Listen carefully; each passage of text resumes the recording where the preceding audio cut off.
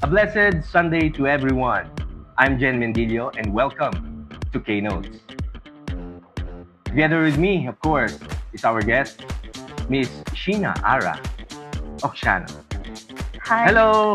Hello, Hello po. Ate Nash. Kamusta? Okay naman po. Yan. So, kumustahin lang natin ng konti si Miss Ara.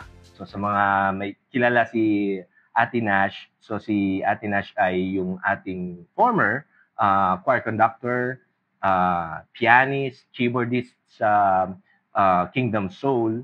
And of course, now, nandito siya sa Philippines, no? For a vacation. And of course, ito yung pagkakataon na tanungin natin, no, si Ate Nash.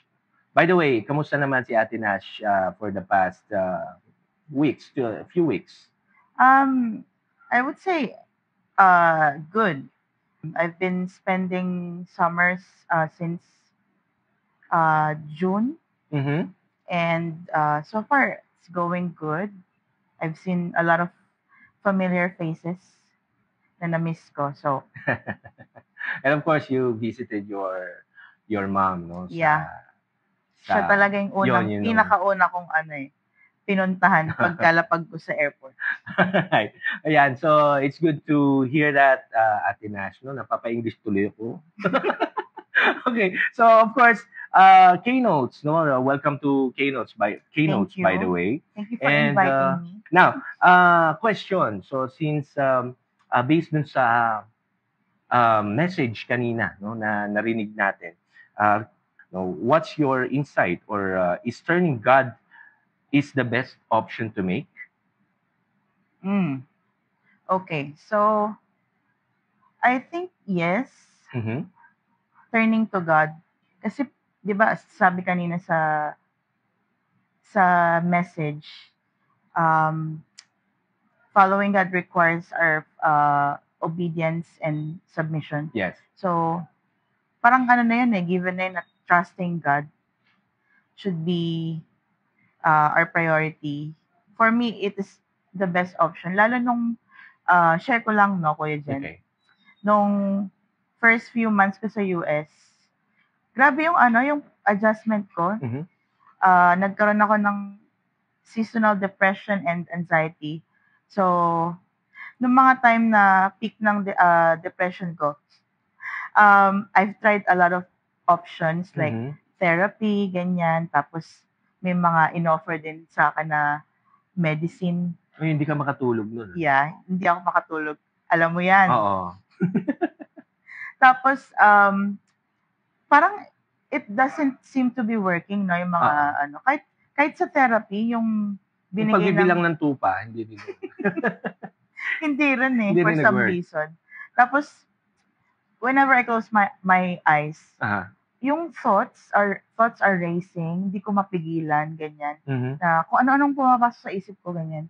Tapos, nung may revelation si God sa akin na, baka it's time for you to come back to me. Parang ganon. Tama. Tapos, doon ako na-enlighten na, oo nga, no? Bakit ako nagtatry ng ibang options when turning to God is the best one. Yes.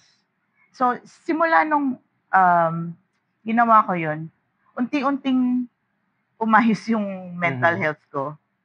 And by God's grace, na-conquer ko yun, yung first year ko sa US. So, yeah, napakaganda. Very well said, Ate Nash, no? And turning to God is not just the best option, I think. It is the only option. Mhm. God is our only option. Yeah. In everything that we do, kung ano man mangyari, si God lang talaga. No? Nakaka-bless, no, yung na-share mo, Ate Nash. No, hindi lang to K-Notes, parang ano na rin, ano? Parang podcast na rin tayo.